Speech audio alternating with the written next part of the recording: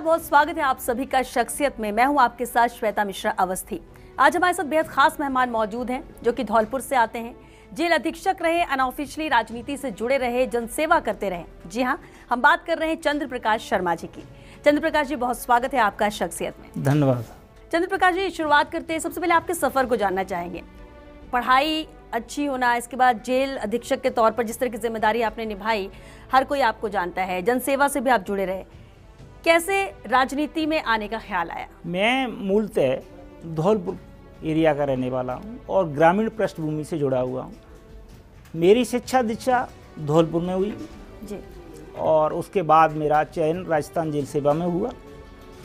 उसके बाद प्रशिक्षण के बाद पोस्टिंग, खतरनाक कैदियों को डील करना, पूरा सफ़र करते हुए सन 2008 में मेरे को ख्याल आया कि क्यों नहीं हमको राजनीति क्षेत्र चुनना चाहिए। ऊहापोह की स्थिति में हम चलते रहे और सन 2008 से अप्रत्यक्ष रूप से भारतीय जनता पार्टी के कार्यकर्ता के रूप में मैं कार्य करता रहा। अच्छा, जेल अधीक्षक रहते हुए भी अप्रत्यक्ष रूप से कार्य करता रहा। मेरी नेताओं से काफ़ी मीटिंग भी हुई। सन 2013 में मैंने जेल सेवा से स्वैच्छिक सेवानिवृत्ति ले ली और मैंने सक्रिय रूप से भारतीय जनता पार्टी की सदस्यता लेके भारतीय जनता पार्टी के कार्यकर्ता के रूप में मैं तब से लेके अब तक लगातार काम करता आ रहा हूँ। खास बात आपकी ये कि जब पार्टी से कोई जुड़ता है तो हर किसी की चाहत होती है पद मिले, पावर मिले, ताकि और आगे ऐसे काम करते जाएं। कभी आपको पार्टी ने कोई पद दिया या आपने कभी पद की कोई डिमांड की, ताकि पद में रहते हुए भी एक होता है पॉजिटिविटी आती है, आगे बढ़ने की और चाहत होती है? मेरा मूल उद्देश्य भारतीय जनता पार्टी की सेवा करने का रहा था। सन 2013 में भारतीय जनता पार्टी की जब जिला कार्यकारिणी बनी तो वहाँ के जिलाध्यक्ष महोदय ने मेरी पत्नी को उपाध्यक्ष भारतीय जनता पार्टी के रूप में सेलेक्ट किया और हम दोनों ने, पति पत्नी ने मिलकर हमने भारतीय जनता पार्टी की सेवा की। जब से लगातार हम सेवा करते चले आ रहे हैं। 10 साल का वक्त हो गया। 2013 में आपने ज्वाइन किया, 2023 चल रहा है, विधानसभा चुनाव सामने हैं, पार्टियां भी जोड़ तोड़ कर रही हैं, कोशिशें लगातार हैं कि सरकार, बीजेपी कोशिश करे सरकार बना सके, कांग्रेस कह रही है कि सरकार रिपीट होगी। ऐसे में क्या चंद्र प्रकाश शर्मा विधानसभा चुनाव लड़ने के इच्छुक हैं या लड़ना चाहते हैं या लड़ेंगे? हाँ, हम पुरजोर से विधानसभा चुनाव लड़ने की तैयारी कर रहे हैं। भारतीय जनता पार्टी की जो रीति और नीति है उसमें मैं विश्वास करता हूँ और उनके मापदंड और मानदंड है उस पर मैं खरा उतरता हूँ।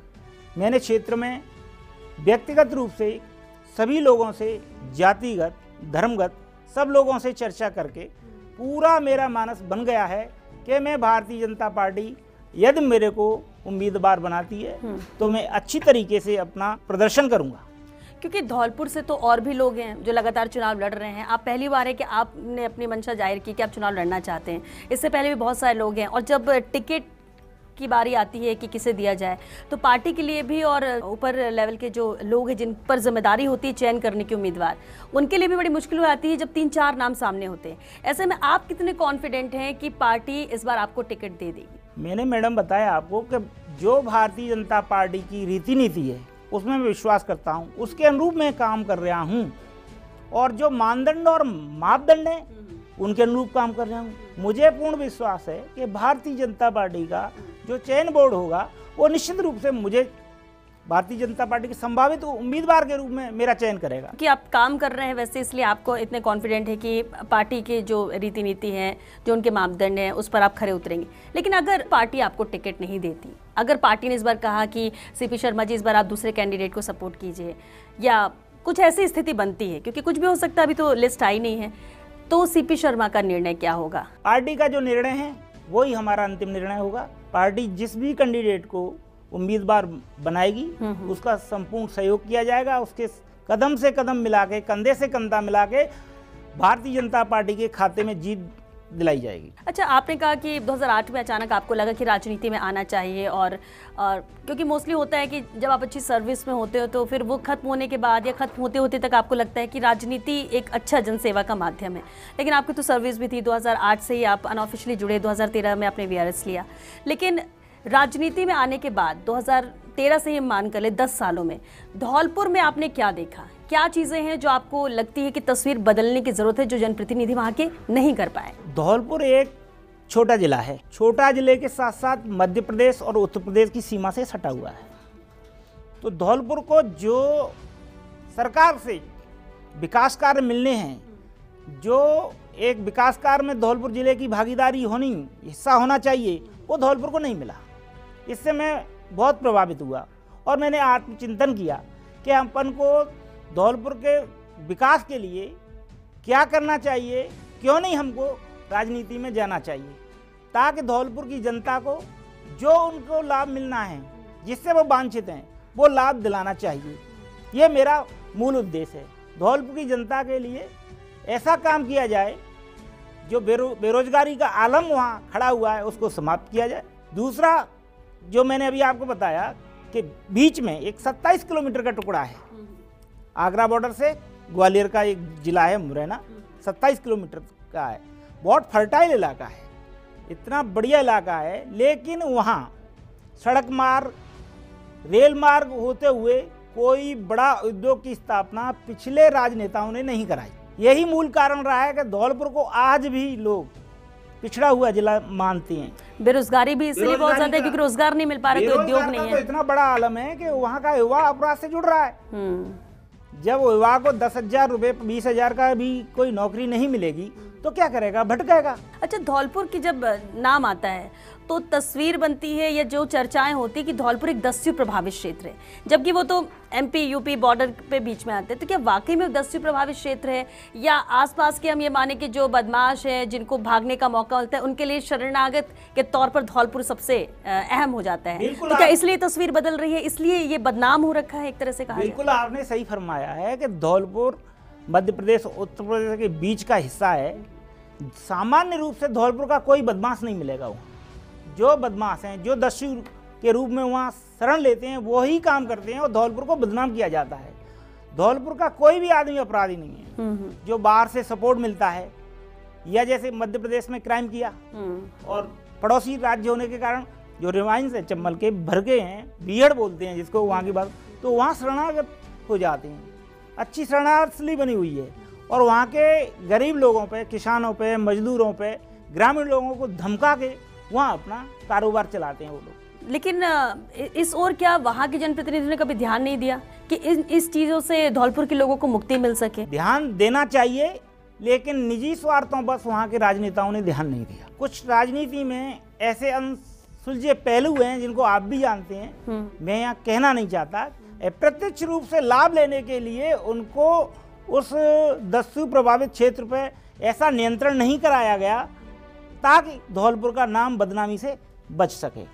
दस्यु वाली जो समस्या है वो ज्वलंत समस्या है धौलपुर की, जिस पर हम मूल रूप से काम करने का मेरा उद्देश्य है राजनीति में आने का कि इस धौलपुर के नाम को दस्यु इलाके से हटाया जाए और एक विकसित जिला घोषित किया जाए। और आपको तो एक्सपीरियंस भी जेल अधीक्षक रहे हैं, तो जेल में तो अच्छे बदमाशों को आपने ठीक कर दिया है, तो हमारा भागीदारी रहती है। चंबल बजरी पर भी वहाँ पर बैन है, रोक लगी हुई है, उसकी क्या वजह है और इससे क्या फर्क पड़ता है धौलपुर में, कितना इम्पैक्ट है? चंबल एक बहुत बड़ा खनन क्षेत्र है।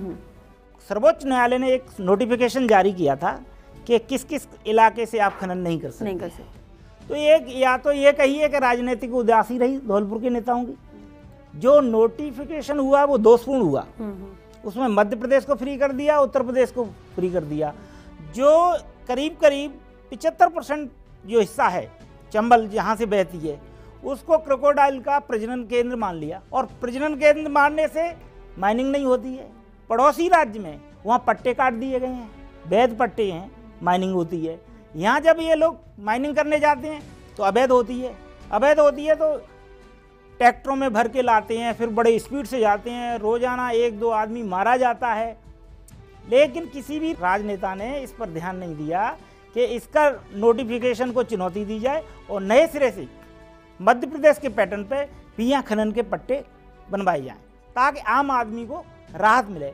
मुख्य धंधा है चंबल का, जो रेता होता है उसको बेच के ही जीवन यापन किया जाता है, वो प्रभावित होता है, जनजीवन बहुत प्रभावित होता है। पुलिस के लिए बहुत सरदर्दी है। मेरा धौलपुर और आपको लेकर भी बहुत कुछ बातचीत है जो करेंगे, हम कुछ और अहम सवाल भी हैं, लेकिन यहाँ एक छोटे से ब्रेक के लिए रुकेंगे, जल्द लौटेंगे इस ब्रेक के बाद। आप बने रहिए हमारे साथ।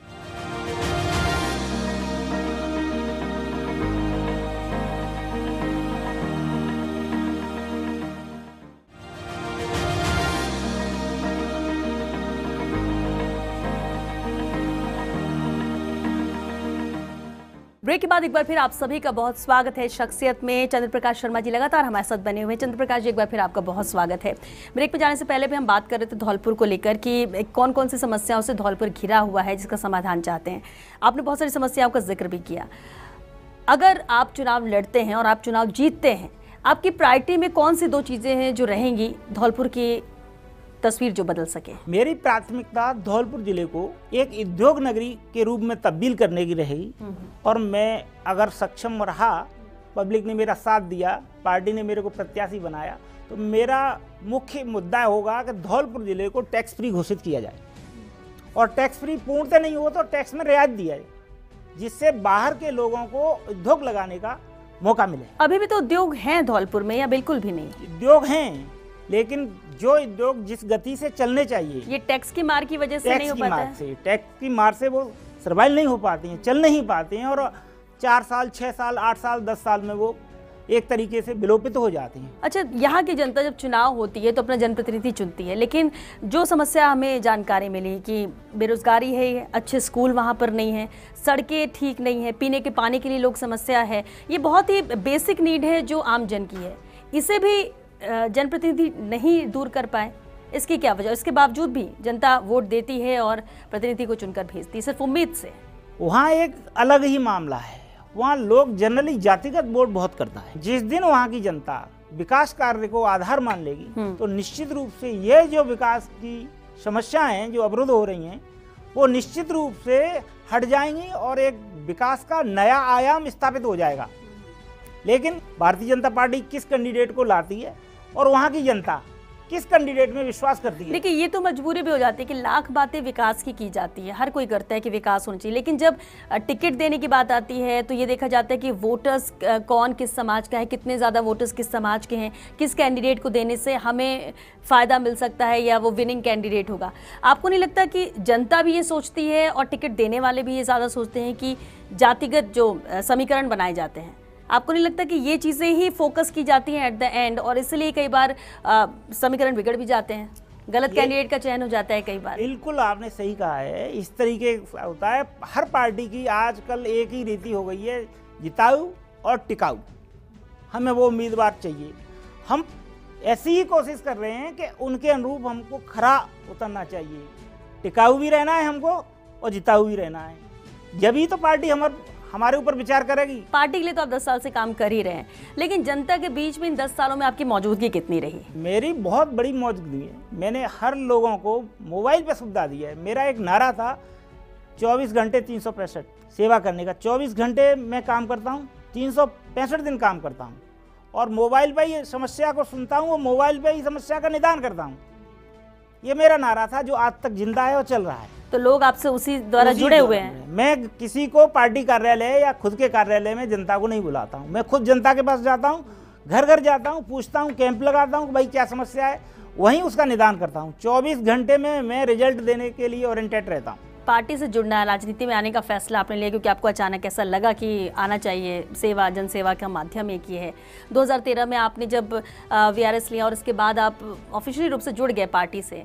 अब आपको लगा कि चुनाव, लेकिन इन 10 सालों में क्या इससे पहले चुनाव में कभी ख्याल नहीं आया आपको कि चुनाव लड़ना चाहिए? नहीं, हम चुनाव की लगातार प्रयास करते रहे और एक बार ऐसा मौका भी आया। पिछली बार हमको चुनाव लड़ना भी पड़ा, मौका नहीं दे रही थी पार्टी, और हमारे जज्बा थे कि हमको जनता के बीच जाना चाहिए। हम जनता के बीच गए और 7200 वोट निर्दलीय प्रत्याशी के रूप में हम लाए थे। तो पहले भी आप चुनाव लड़े, तो निर्दलीय आपने चुनाव लड़ा, और इसके बाद अब है कि अब आप चाहते हैं कि अब क्योंकि पार्टी से जुड़े हुए हैं तो पार्टी के साथ ही है। पार्टी पे पूर्णतः निर्भर हैं, और पार्टी ने हमको आश्वस्त किया है कि अगर आप हमारे मानदंड और मापदंड पर खड़े होते हैं तो हम आपका प्रत्याशी बनाने के लिए हम सोचेंगे। अगर कोई इतना बड़ा फैसला लेता है कि चुनाव लड़ना है तो वो तो फैसला जनता को ही करना है। जनता के बीच में भी आपने ये बात रखी होगी या उनको भी जानकारी होगी, किस तरह का फीडबैक आपको मिला? जनता का और पार्टी का बहुत ही टेढ़ा मामला है। जनता के यहाँ जाते हैं तो जनता कहती है पार्टी के पास जाइए, पार्टी से पहले टिकट लाइए, और जब पार्टी में आते हैं तो पार्टी कहती है जनता के बीच जाइए। तो दोनों के बीच सामंजस्य स्थापित करके हमने अपनी स्थिति बनाई है, और हमको पूर्ण भरोसा है कि भारतीय जनता पार्टी हमारे नाम पर विचार करेगी। अच्छा, भारतीय जनता पार्टी जिस तरह से एक विचारधारा सबकी होती है, गौ सेवा को प्रमुखता देना, हिंदुत्व की बात करना और हिंदुत्व को आगे लेकर जाना, सनातन धर्म के अभी जिस तरह से बहुत ज़्यादा एक मुद्दे इस तरह के निकल कर आ रहे हैं, इसे लेकर आप क्या सोचते हैं? हम भारतीय जनता पार्टी की जो भी पॉलिसीज हैं, जो भी नीति हैं, रीति हैं, उनको अक्षरश फॉलो करते हैं। चाहे वो गौ माता का हो, चाहे मंदिर का हो, कोई भी बात होगी उसमें हम बढ़ चढ़ के भागीदारी निभाते हैं। धौलपुर में हम कोशिश करते हैं कि जनता को प्रशासन से अक्षरश लाभ दिलाया जाए। जो जनता के काम रोक रखें, चाहे कलेक्टर हो, चाहे एसपी हो, चाहे आईजी हो, चाहे डिविजनल कमिश्नर हो, सबसे व्यक्तिगत मिलके जनता के कामों को मैं कराने में अपनी प्राथमिकता रखता हूँ। मौजूदा कांग्रेस सरकार है, 5 साल सरकार रही है और इसके बाद लगातार भी जो योजनाएं मुख्यमंत्री लेकर आ रहे हैं, एंटी इनकम्बेंसी इस बार नजर नहीं आई, लेकिन बीजेपी लगातार कोशिश कर रही है और बीजेपी परिवर्तन यात्रा भी निकाली, सब कुछ। मौजूदा सरकार के कार्यकाल को कैसे देखते हैं आप? मौजूदा सरकार के कार्यकाल पर एक दृष्टि डाली जाए, कोई धरातल पे काम नहीं हुआ है। इनके फर्जी आंकड़े हैं सारे के सारे। जहाँ इनका व्यक्तिगत रुचि होती है, बेस्ट इंटरेस्ट होती है, उन कामों को कराते हैं। इससे विधायकों से सरकार की छवि धूमिल हुई है और सरकार का ये कहना है कि हम वापस सरकार में आ रहे हैं, तो ये संभव नहीं है। भारतीय जनता पार्टी निश्चित रूप से बड़े नंबर के साथ सरकार बनाई। लेकिन इतनी सारी योजनाएं जो गरीबों के लिए लेकर आई सरकार और जनता लगातार समर्थन दे रही है, क्योंकि इतनी भीड़ इकट्ठी होना, जुड़ना और जो लाभार्थी हैं उनका सामने आकर बोलना, आपको लगता है कि ये सब बीजेपी के लिए मुश्किल खड़ी कर सकता है? बीजेपी भले कितना भी कहे कि काम नहीं हुए या जनता को लाभ नहीं दिया। ये तो लोक लुभावन की स्कीम है। आपने 10 आदमी को बिठा दिया, जो चीज़ जानी थी जनता की भी जा ही नहीं पाई। और ये फ्री की स्कीम है, उससे जनता का मन प्रभावित होता है और वो जनता सही सोच पर निर्णय नहीं ले पाती हैं। लोक लुभावन स्कीम को तुरंत प्रभाव से बंद करना चाहिए और विकास योजनाओं पर कितना विकास हुआ है उसके आधार पर सरकार को वोट मांगने जाना चाहिए। यानी कि जो बीजेपी परिवर्तन यात्रा निकाल रही, परिवर्तन की बात कर रही है, तो सीपी शर्मा भी ये मानते हैं कि राज्य में परिवर्तन होगा, सरकार बदलेगी। सरकार बदलेगी, 100% सरकार बदलेगी और बहुत अच्छे अंकों से सरकार बदलेगी। अच्छा चलिए ठीक है, मान लेते कांग्रेस की सरकार ने नहीं काम किया, योजनाएं ऐसी थी, फायदा नहीं पहुंचा, लेकिन भारतीय जनता पार्टी को भी दोबारा मौका क्यों दे? जनता क्यों दे? भारतीय जनता पार्टी का आप पिछला कार्यकाल देखिए, कितनी बड़ी योजनाएं बनाई। वसुंधरा जी की गवर्नमेंट पे देखी। चिरंजीवी योजना की बात करो तो भामाशाह से जोड़ो, भामाशाह योजना थी आपके संज्ञान में, कितना बढ़िया योजना चल रही थी, उसका नाम बदल दिया। दीनदयाल खाने वाली योजना थी, उसको इंदिरा गांधी रसोई योजना कर दिया। कांग्रेस पार्टी ने, राज्य सरकार ने जो काम किया है वो भारतीय जनता पार्टी के स्कीम में योजनाओं पर अपना लेबल लगा के जनता के सामने प्रस्तुत किया है, कोई काम नहीं किया उन्होंने। ठीक है, यानी आप ये कह रहे हैं कि सब भारतीय जनता पार्टी के ही आइडियाज थे, ये योजनाएं थी, नाम बदल के ला दिया गया है और भारतीय जनता पार्टी को एक बार फिर मौका मिलना चाहिए। जनता देती है तो फिर अच्छा मौका देगी, हर जगह अच्छा मौका देगी। सीपी शर्मा की क्योंकि हम बात कर रहे हैं, आपकी हम बात कर रहे हैं और आपने अभी जिक्र भी किया कि प्राथमिकताएं आपकी हैं, लेकिन जब अच्छे स्कूल की बात आती है सवाल ये भी उठता है कि जो मूलभूत सुविधाएं होनी चाहिए वो उस पर विधायकों ने ध्यान नहीं दिया, जो भी मौजूदा विधायक हैं या जनप्रतिनिधि उस पर ध्यान नहीं दे रहे हैं। अच्छे स्कूल नहीं होने की वजह से भी तो बच्चों की दिक्कत होती है, कई धौलपुर से निकलकर लोग बाहर जाना चाहते हैं। तो युवा क्या चाहता है वहाँ का, क्योंकि युवा ही वोटर्स है, चाहता है कि वहाँ एक बढ़िया शिक्षा संस्थान होनी चाहिए जो वहाँ के लोगों को अच्छी तरह शिक्षा दीक्षा दे। वहाँ तकनीकी इंस्टीट्यूट होने चाहिए जिसमें बच्चा अपना ट्रेनिंग करे और तदोपरांत वहीं कल कारखाने होना चाहिए, वहीं जो ट्रेनिंग करके हॉस्पिटल बड़े होने चाहिए, वहीं वो लोग समाजित हों। अगर धौलपुर का बच्चा 70 किलोमीटर ग्वालियर जाएगा या 55 किलोमीटर आगरा जाएगा, आने जाने में ही उसका समय चला जाएगा। दूसरा, जो पैसा मिलेगा उसका वैसे ही खत्म हो जाएगा, तो वो अपने परिवार का भरण पोषण कैसे करेगा? पिछली सरकार ने इस पर कोई ध्यान नहीं दिया। जो धौलपुर में मेडिकल कॉलेज की स्थापना हुई वो बीजेपी के टाइम में हुई, नवोदय विद्यालय आया वो बीजेपी के टाइम में आया, एक थर्मल पावर आया वो बीजेपी के टाइम में आया, कांग्रेस के टाइम में। तो इन 5 सालों में धौलपुर में कुछ विकास हुआ? कोई विकास नहीं है। आज किसी भी गली से, किसी भी रोड से जाओगे तो आपको खड्डे मिलेंगे। आपका लोकल संबंध आता है, उससे पूछ सकते हैं आप कि धौलपुर में सिटी में क्या व्यवस्था है। इतनी व्यवस्था है कि आप कहीं भी सड़क मार्ग से 2 किलोमीटर जाओगे तो आपको ऐसा लगेगा 50 किलोमीटर चल गई। ये हालत सड़कों की हालत खराब, इतने बड़े संसाधन हैं, रेल मार्ग। लेकिन सवाल तो ऐसे भी उठेगा क्योंकि वहाँ के विधायक तो बीजेपी के ही थे ना। बीजेपी के विधायिका थी शोभा रानी जी, उनको भारतीय जनता पार्टी ने निष्कासित कर दिया। और निष्कासित क्यों किया ये तो आपको भी पता है। बिल्कुल। राज्यसभा का जो वोटिंग हुआ वो उन्होंने क्रॉस वोट किया, पार्टी की रीति नीति पर बिल्कुल चली नहीं, तो उन्होंने भारतीय जनता पार्टी ने उनको निष्कासित कर दिया। सीपी जी, एक आखिरी सवाल है, धौलपुर की जनता, राजस्थान की जनता की बात करें, खासतौर से धौलपुर की जनता के लिए आप क्या कहना चाहेंगे? मैं तो धौलपुर की जनता से ये निवेदन करूंगा कि वो भारतीय जनता पार्टी के जो 4 विधानसभा सीट उनमें चयन के लिए अपनी भागीदारी निभाएं।